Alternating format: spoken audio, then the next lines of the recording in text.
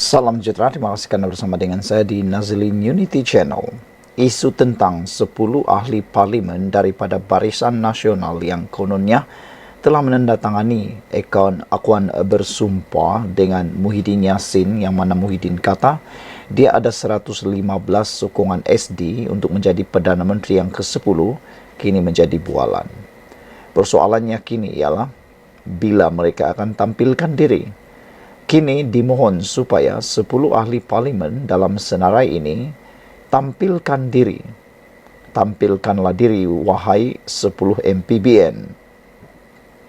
Di sebalik Muhyiddin Yassin kekal mendakwa beliau mempunyai 115 sokongan ahli parlimen selepas PRU 15 lalu, sehingga didakwa layak untuk mengangkat sumpah, malah telah menyerahkan segala dokumen berkaitan kepada pihak polis semalam.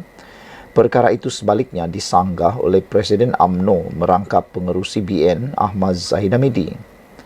Menurut Zahid Hamidi yang juga timbalan Perdana Menteri, Muhyiddin sebenarnya memiliki 105 sokongan ahli parlimen saja, bukan 115. Ini kerana, kata Zahid, ada 10 ahli parlimen BN telah menandatangani 2 SD. Satu yang menyokong BN dan satu lagi menyokong pengerusi Perikatan Nasional itu. Sebab itu, Muhyiddin sebenarnya tidak mempunyai sokongan yang cukup untuk dilantik sebagai Perdana Menteri. Saya saksi hidup, 115 SD yang dikatakan ada itu, termasuk 10 SD daripada ahli-ahli parlimen yang tanda tangani 2 SD, kata Zahid. Dengan BN mereka tanda tangan, dengan PN juga tanda tangan, ujar Zahid lagi. Selain itu, Zahid berkata, setiap calon BN turut menandatangani 3 dokumen lain sebelum mereka menjadi calon. Semua dokumen ditandatangani, dirakam dengan video dan dibuat di depan pesuruhjaya sumpah serta 3 saksi.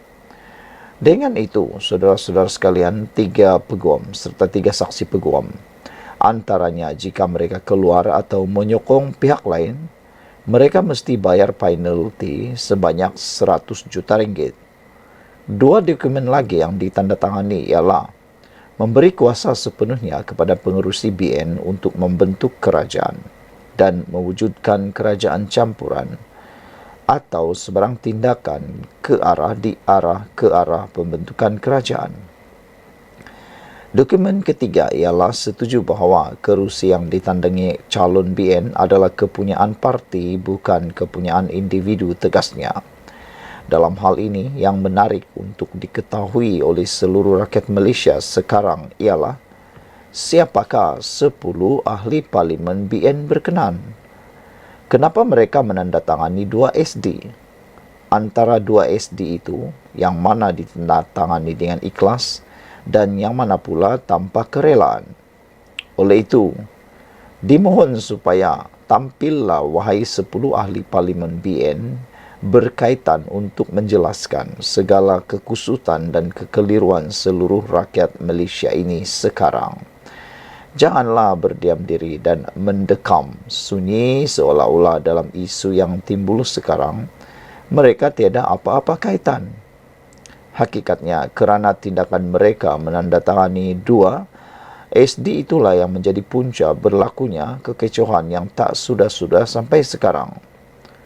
Jika daripada awal mereka tidak menandatangani SD menyokong Muhyiddin, terutama kerana menyedari ada 3 dokumen perjanjian telah ditandatangani terhadap parti, sudah pasti pengerusi BN tidak mengomel tak puas hati mengapa tidak dijemput ke Istana Negara untuk mengangkat sumpah sampai sekarang, dan tidak perlulah juga sampai pihak polis perlu menjalankan siasatan.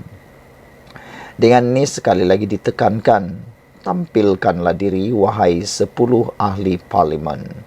Sekian dulu, jangan lupa tinggalkan komen anda. Salam sejahtera. Terima kasih kerana bersama dengan saya di Nazlin Unity Channel. Persoalan besar ini perlu ditanya kepada walaun, juga pada pembangkang dan pada pemerhati politik dan pada kerajaan dan pada semua orang yang mengikuti politik di Malaysia.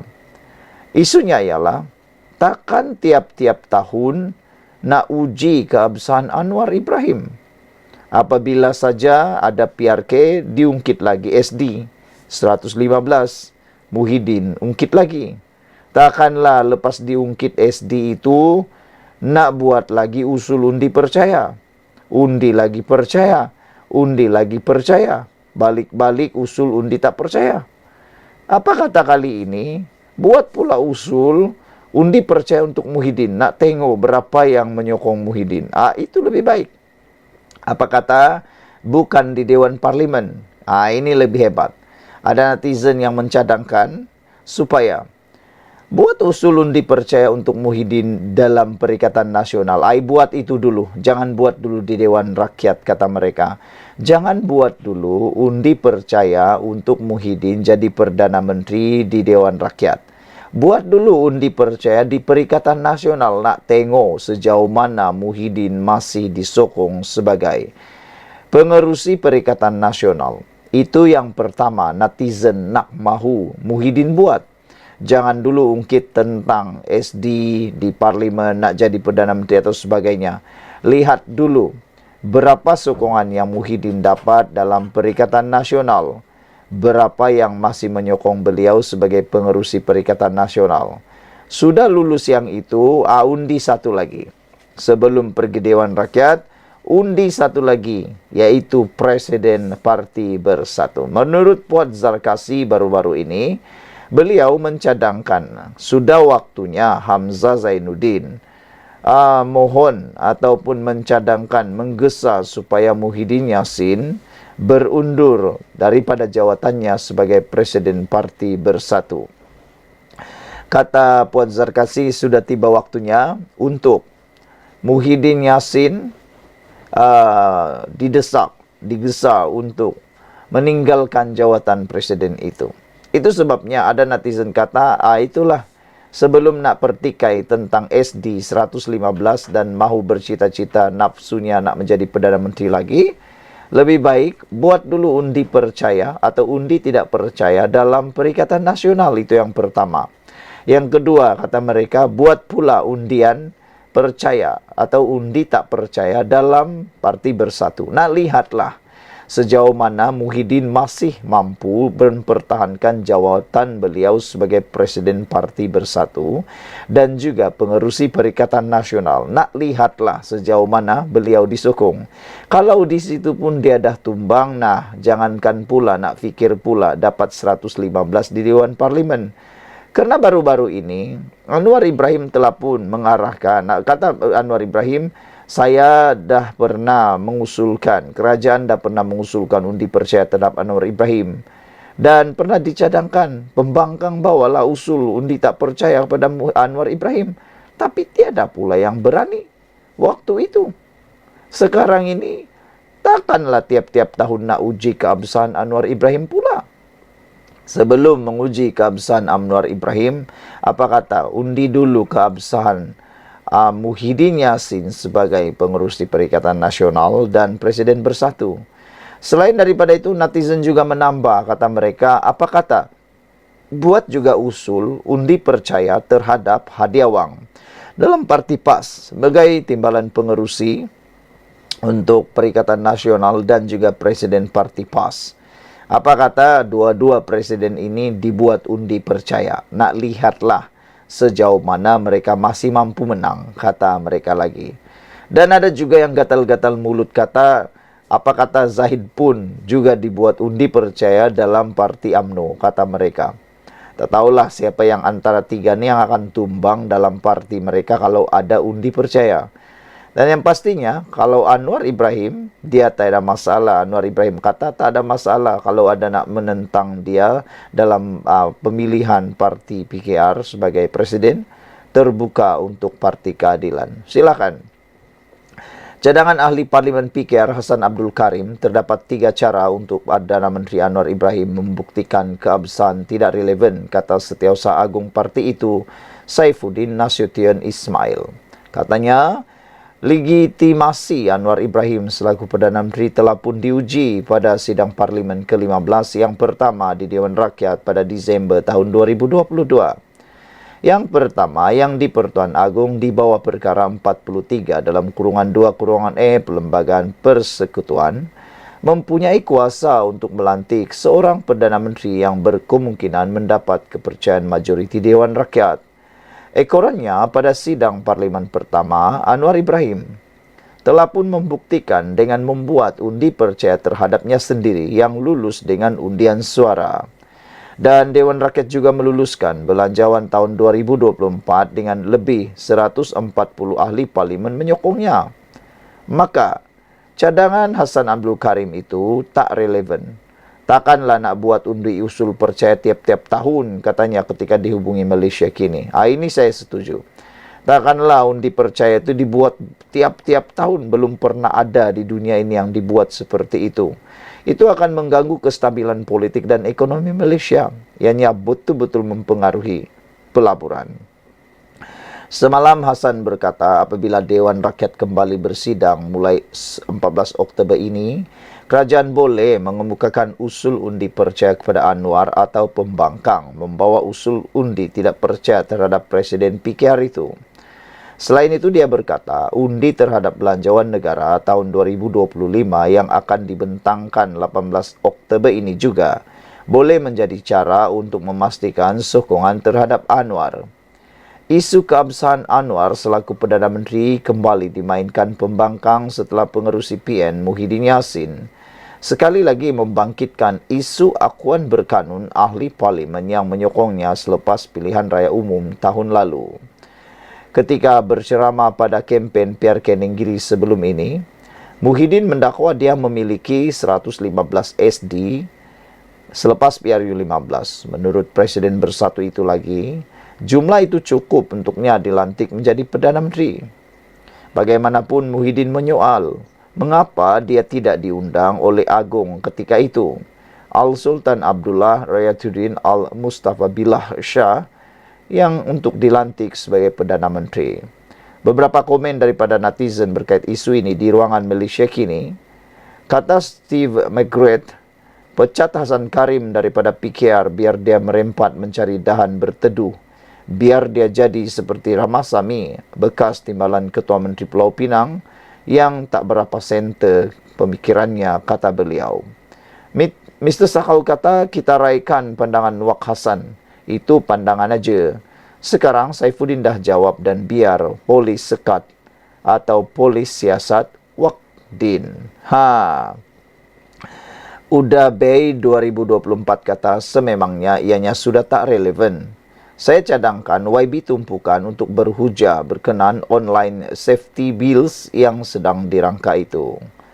Red Parrot 27820 pula kata cadangan Hasan Karim tidak bersandar kepada hujah yang kukuh dan tidak selaras dengan konsep pilihan raya yang diadakan secara demokrasi yang memilih kerajaan setiap 5 tahun.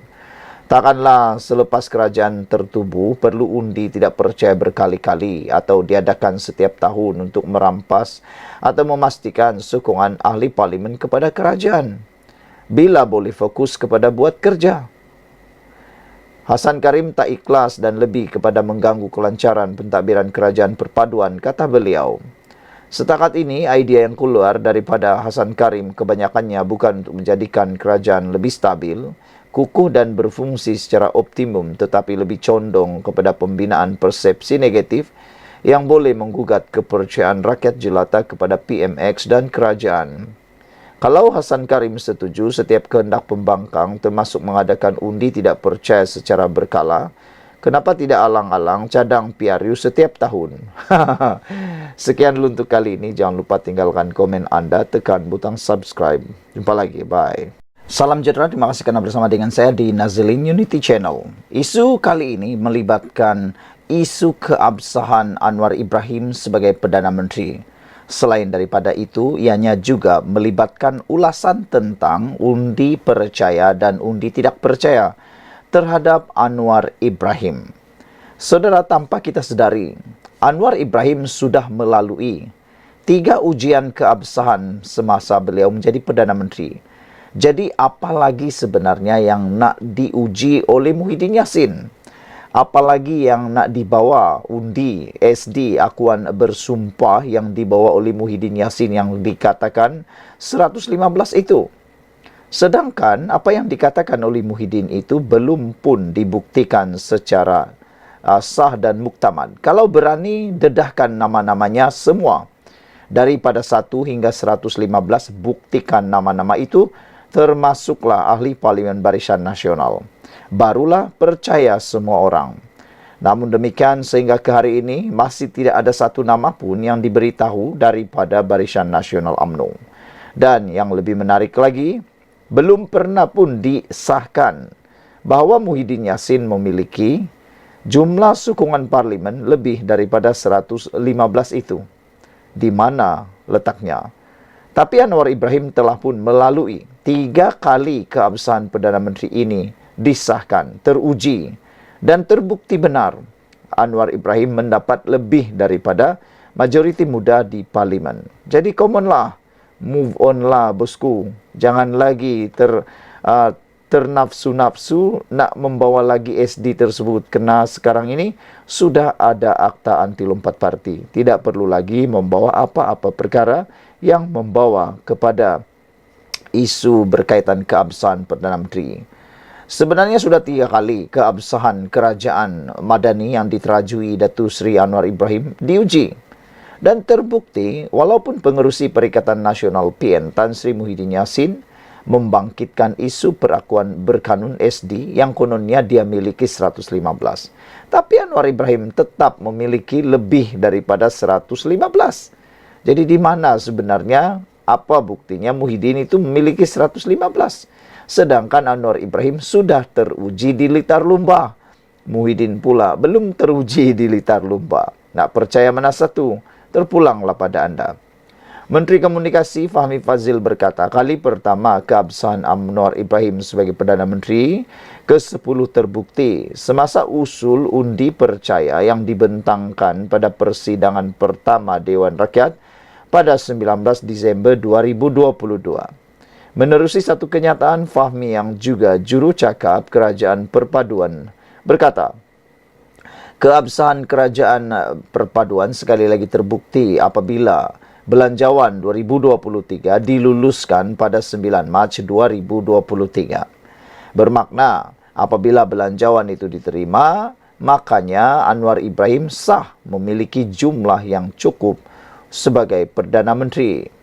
Belanjawan pertama yang dibentangkan di bawah pentadbiran Kerajaan Perpaduan diluluskan di Parlimen itu selepas majoriti ahli Dewan Rakyat menyatakan sokongan pada rang Undang-Undang RUU Perbekalan 2023. Bukti ketiga jelas, Fahmi, ialah apabila Dewan Rakyat pada 2 November 2023 meluluskan rang Undang-Undang RUU Perbekalan 2024. Belanjawan 2024 selepas RUU itu selesai dibahaskan di peringkat dasar. RUU Perbekalan 2024 itu diluluskan menerusi undian suara.